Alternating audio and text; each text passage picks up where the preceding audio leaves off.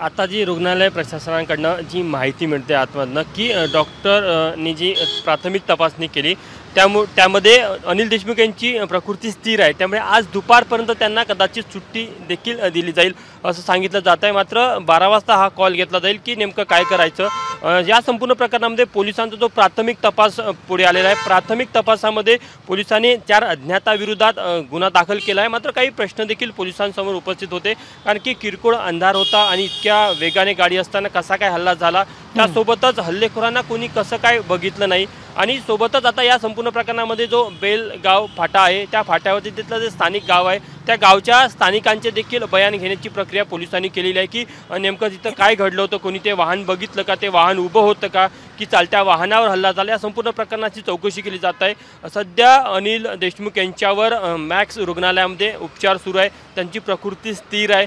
डॉक्टरांचं असं म्हणणं आहे की दुपारपर्यंत कदाचित त्यांना डिस्चार्ज देखील दिला जाईल।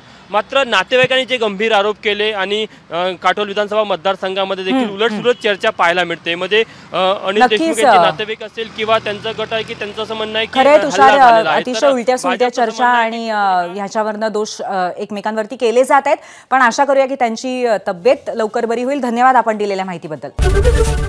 एबीपी माझा, उघडा डोळे बघा नीट।